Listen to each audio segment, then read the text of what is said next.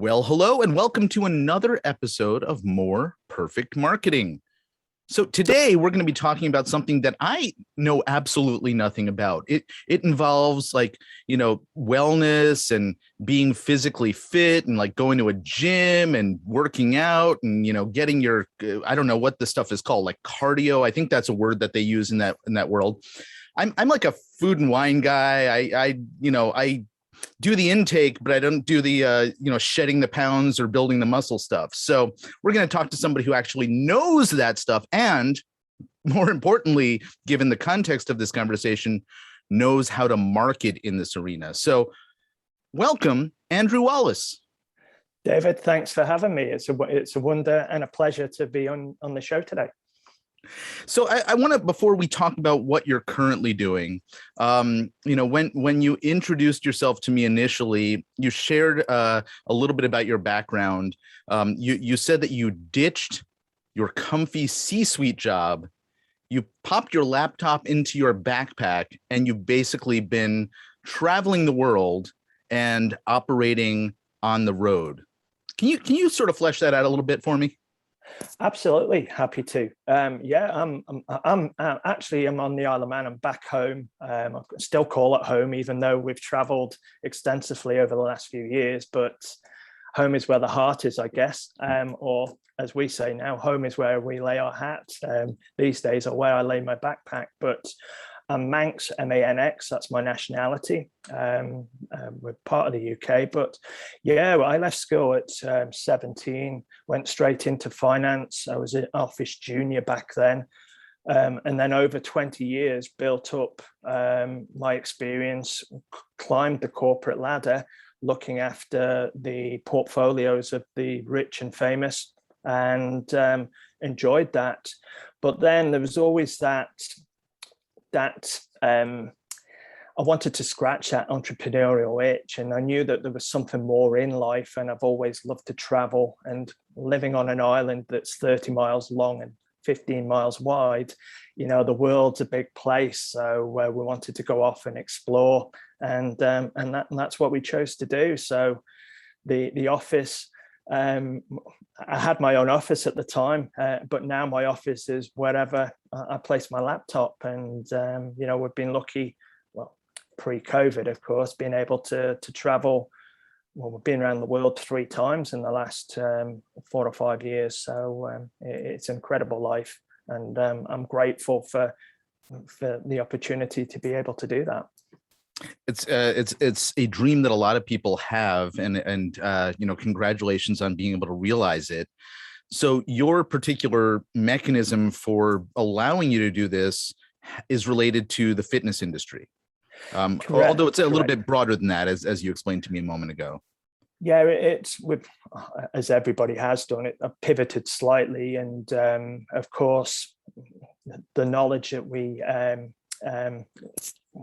build over our life, we're able to use it in different areas. And of course, my passion is health and wellness, as I've told, but equally I can help others if they approach me and say, oh, can you help me with this particular project, or how do I overcome this particular challenge that they're facing? Then generally principles, no matter what industry we're in, the same rules apply. This is not necessarily where we were going to go with our conversation, but I want to take a moment to pause on what you just said, because this is a common place of resistance for a lot of business owners who I work with, and I imagine you work with too, where we talk about getting super specific or narrowing your focus, or as we say in North America, but in the US, niching down, and the Canadians and you Brits say niching down, or I'm sorry, you have to repeat your nationality because I've never heard it before. What is it? Manx, M-A-N-X. Okay, yeah. But we're part of the UK. Yes. We're fiercely independent nation for sure. So I assume you say niche as well. We say niche. Okay, and so the whole point of what you just said, which is really important to reiterate here, is even though you have chosen to go narrow in health and wellness, there are people from outside of health and wellness who are recognizing that you are a capable authority in your field, who think, oh, well, maybe Andrew can help me too, even though I don't fall under the umbrella of what he specializes in.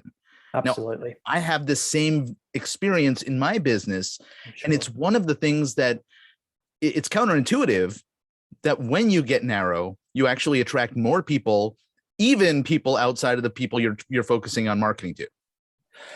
I think that's one of the biggest aha moments I've had, David. It was that, when I was being too much of a generalist and trying to please everybody and trying to help as many people as I can in so many different fields, it was always a struggle to really stand out. But by narrowing the niche, then, suddenly, I have a fervent group of people that are interested in hearing what I have to say.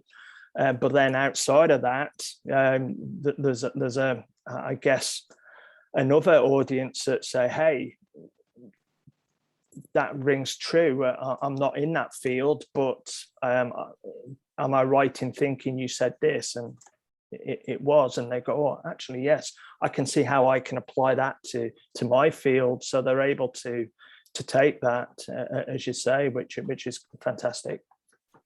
So, all right, we've talked a little bit about what allowed you to do this. Can you explain the type of work that you're now engaged in, with the types of clients that you're focusing on or not focusing on, who come to you anyway? Yeah, of course. So primarily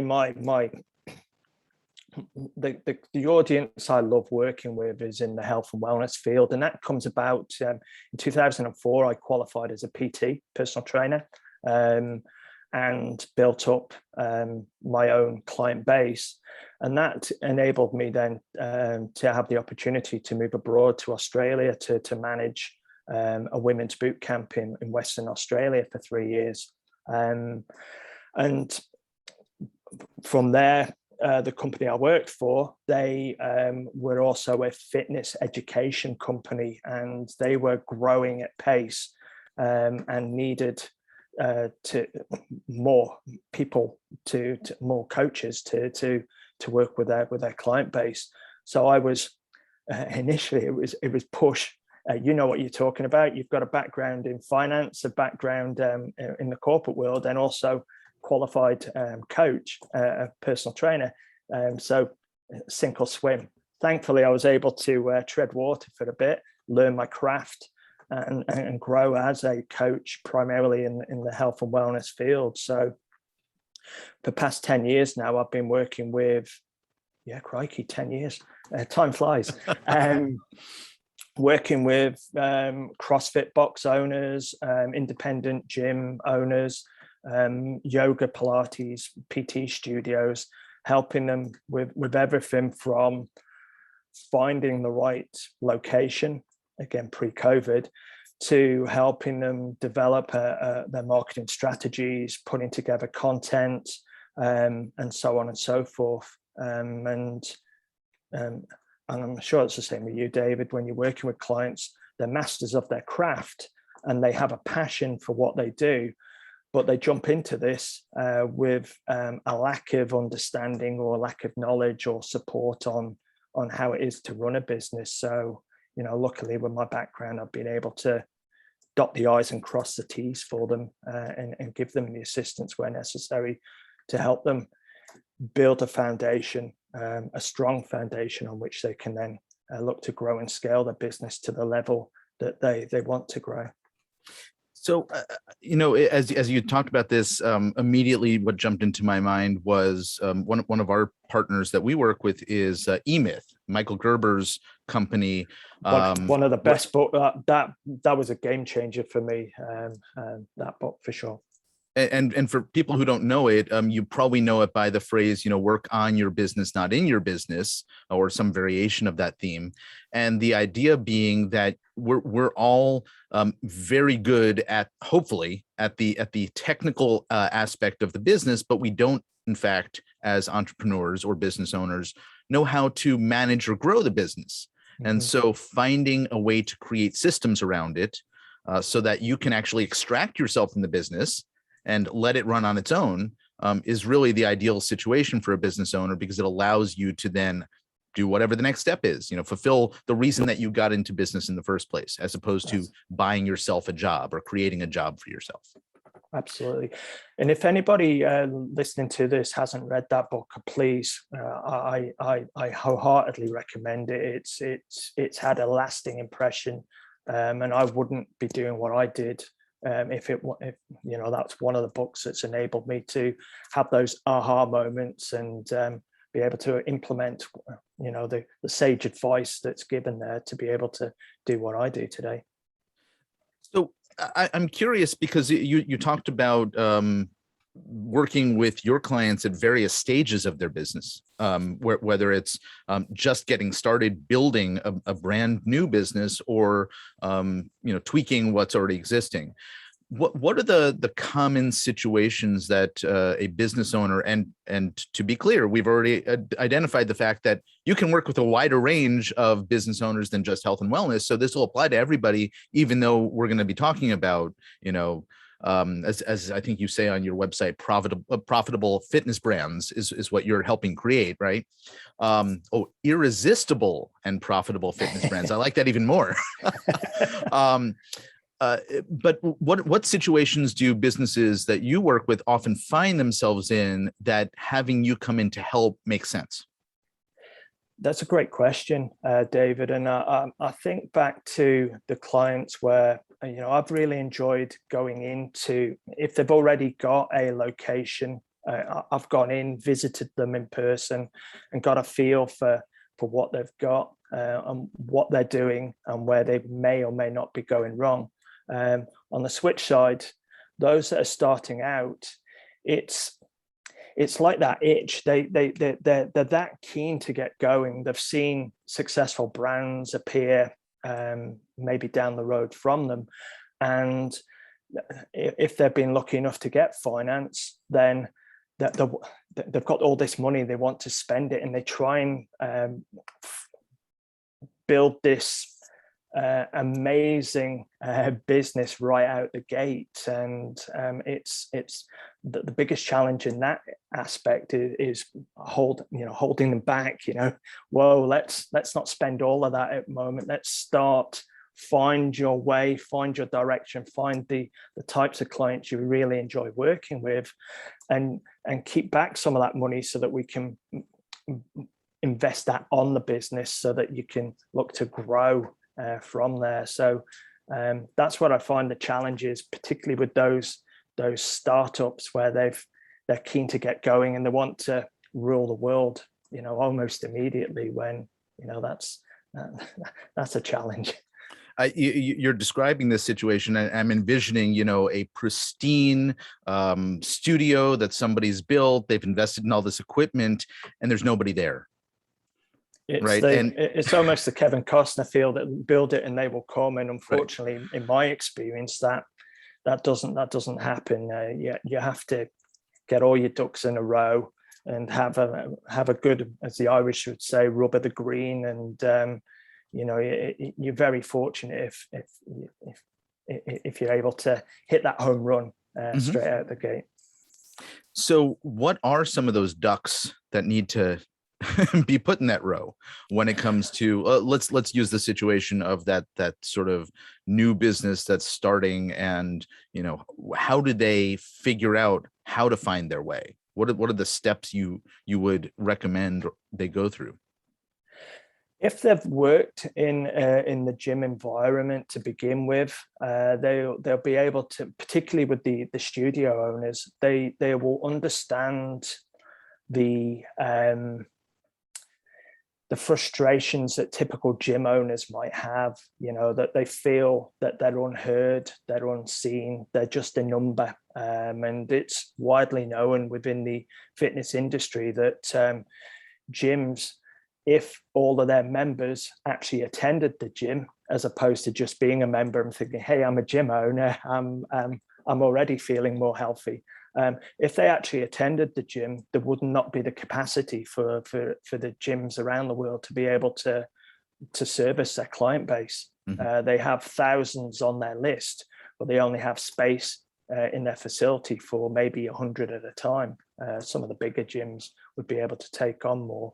So you get to understand that and I was a gym instructor when I first started out, and I always remember George, the gym owner, when I qualified, and he was always pushing everybody to use his lovely new machines, whereas I knew that being qualified trainer, that your body isn't designed to be sitting in a machine just pushing things backwards and forwards in a linear fashion.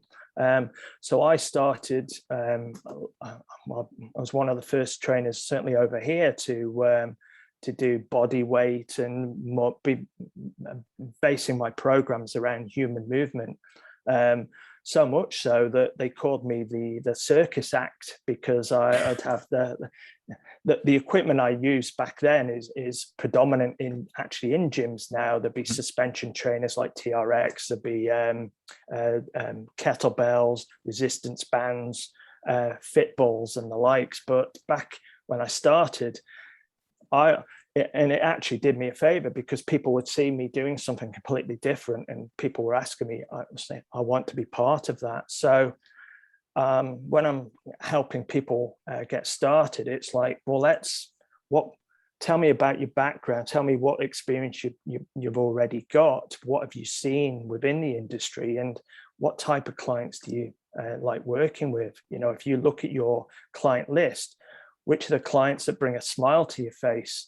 And conversely, which are those that you're looking at, oh, I've got such and such coming in today, because it's unfair on them if you're not bringing your A game. So we want to find those clients that enable you to bring your A game, and then we can start thinking about, well, let's find more of those people. And if we spread the message that you're the person that works with that particular core group of people, then it makes our life easier when it comes to marketing, sales, and so on and so forth.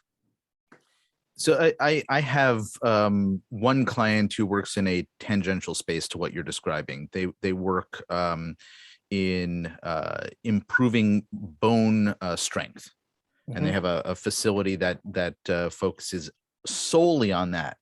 Now, they have a bunch of different people they can help. They have older people who are dealing with osteoporosis issues or pre-osteoporosis or related bone issues. They have people who are super athletes who want to make sure that they are doing whatever conditioning is necessary to maintain their physical abilities and probably improve their physical abilities. And then they'd have people who are just run-of-the-mill people who would like to be healthy, and they feel like this is just a good thing for them to be doing. Now, we decided that they can't market to and serve easily all of those people, right? Which is what you've just been talking about, right? And so one of the things that we did was we said, first, they had never been in this industry before. It was a franchise. They bought it. Where are you going to find the people who are most compelled to take advantage of the service? B, the people who are going to stick around and keep paying you, right? Once they have gotten in the groove of using this service. And C, the people who actually have the money to be able to afford you so that they can pay you and stick around, et cetera. And so I as you were telling the story, I'm thinking, well, yeah, it's a great place to start. Who resonates with you? Who do you resonate with? What makes you, as the owner, want to go into the studio in the morning and actually do the work? And then on top of that, and maybe I've jumped ahead in your story, but there's all of these additional considerations once you've identified those things that are really important. What sort of experiences can you share along these lines in terms of aligning the next steps with a client's desires? Great questions again, and certainly, yeah, I can. Looking at my own experience, for example, when I first started my fitness business, it was I started out in the gym, so I was trying to get every other gym owner as a gym member to, hey, come and train with me. But then I realized that that wasn't the right approach, and that you've got to look at, as you say, the different options available. And from there, I realized that, having a corporate background, I knew the patter, I knew the conversations to have with like lawyers, for example, and I knew that those in the law profession, they, it was a stressful environment. They had high profile cases that they'd have to deal with, and they'd be out perhaps eating at their desk or eating out at corporate lunches. There might be alcohol involved and so on and so forth. And that would have a negative impact on their lives. So when I was able to talk with them and explain by making subtle tweaks and focusing on elements to help them improve their well-being, then that was going to give them a sharper mind, sharper focus, and be able to win more cases. Then I suddenly found that I had an audience that I could talk to myself.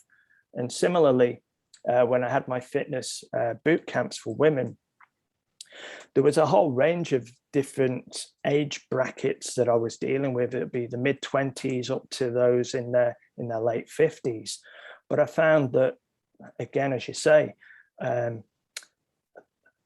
a message that would resonate with a 20-year-old isn't going to resonate with a lady in her 50s. So I made the decision to look for the middle road of the 35 to 45-year-old female would be my target audience for my boot camp, through looking at my client base and doing surveys with women I spoke to. But in doing that, again, as we spoke earlier, by narrowing that niche, then suddenly it didn't impact. I was still getting the 20-year-olds. I was still getting the 55-year-old plus, because they wanted to be part of that audience. Mm-hmm. And that made my life easier because I knew the challenges of that 35 to 45 demographic had. So with that middle group, what was the hook? What was it that you were emphasizing, that you were delivering, that seemed to resonate with them? Made it about them. It was me time. A lot of them were working mums. They were either working as in the medical industry, they were nurses or doctors. They were educators, so they were teachers or lecturers. They had 2 or more kids. They were married, and they always put themselves last. The kids came first, the dog, the husband, and then them. So it was me time. So they were able to have a laugh, be around like-minded women, and they could participate, and it became a community. I'm really focused on that side of things, so much so that as I was able to scale my business and move myself away from the coalface, doing the actual sessions, they hardly noticed. It was like a dagger to the heart to begin with. Hey, it's all about me. But then I suddenly realized I'd found, the magic, I guess, that I'd actually followed the principles in the E-Myth, and I'd systemized my business. I'd found actually my first instructors were actually initially they were clients who then qualified as coaches and were looking for to start out on with their own clients. And I said, hey, rather than doing it yourself, come and join me as part of the team, and I'll help you grow. And everybody succeeds. So. And by the way, that's another community growth tip for listeners, right? How do you maintain community? Well, you graduate your clients into members of the team, right? And you extend that community further.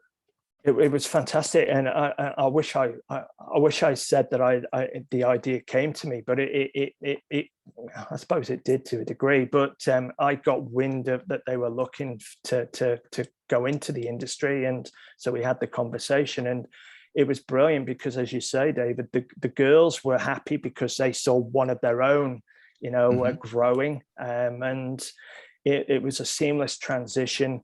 And to be honest, they were better coaches than what I was. But don't tell anyone that. But it was great. So it enabled, I could spend more time, helping develop them, helping them grow in their career. And in turn, they were loving what they were doing. They were loving the support. And their focus was on the client. So everybody won. And what I really took away from that was that friendships were forged. Girls would turn up on like a Saturday morning, one of the Saturday morning classes, and then they'd go for coffee afterwards as a group. And this, before they joined the group, they didn't know each other. So, long-term friendships were forged. And ultimately, because of our focus was community driven, clients stayed. I wish I could say they stayed because we had wonderful sessions, but I think they stayed because they didn't want to miss out on being with the other girls in the group, and it was incredible. And I think this is one of the things that a lot of businesses overlook. And whether this was accidental or it was intentional on your part, it worked. And it's that you're creating a business that, these days we will often reference, here in the US, there's a store called Nordstrom. I'm sure there's, I don't know. I'm trying to think of what would be the equivalent, experiential shopping, customer service focused. I was going to say, like, it's not Harrods. It's the more posh one, the not something Nicks. What's that one? Harvey Nicks. Harvey Nicks, Harvey right? Nicks, as they call it, yeah. Right. And I remember having like an exceptional high-end experience shopping there, where it felt like I had a personal shopper assisting me the entire time I was there. Ritz-Carlton hotels have a similar experience. Disney is famous for having this experience. Sure. And so by finding a way to interject the experience being the thing that people are buying into, right? And you identified that as community, right? Mm-hmm. That's part of the experience. You develop affinity, which gets people committed for the long term, rather than, oh, I'm here because I need to lose a little bit of weight. Once the weight is off, I'm going to leave and go back to my life as it was before, or whatever the purpose of their particular goal was. I got my me time. That's a great way to leverage long-term commitment to a business, because it's not a specific goal that has an end. Exactly. So beautifully conceived. No, thank you. And as I say, a lot of it was pure luck. Other bits were pure experience, and just the synergy of putting it all together has worked. And that's what I look to do now within the business community. Again, is building that community, because we've all had challenges over the last couple of years with COVID, and with the impact that's had, the negative impact on people's mental health, with being locked away from, if somebody's used to going into an office or a working environment surrounded by people, and suddenly they're cut off and, living alone or certainly isolated, then there's a negative impact on that. So being able to have community and being there for support through Zoom, and hopefully going forwards we can meet up in person again, then that's what I've been able to do through reaching out and connecting with people and looking for that community side of things. Beautiful. We're just about out of time, but before we wrap up, we probably should let some folks, whether you're in the health and wellness industries or not, know how to get in touch with you. Where should folks go to find you? Well, they can find me by searching at Andrew Wallis. That's WALLISHQ. Put my teeth in. So Andrew Wallis HQ. So they can find me then Facebook, LinkedIn, Instagram, or they can get me at the website andrewwallis.me. So me. Beautiful. I will make sure that we leave links to the website, and hopefully some folks will follow up with you and inquire a little bit more about the services that you provide and the guidance that you offer. So, Andrew Wallis, thank you so much for spending some time with me. I really enjoyed our conversation. It's been wonderful, David. Thank you. Indeed. Folks, this has been another episode of More Perfect Marketing. I look forward to seeing you back here again real soon. Take care.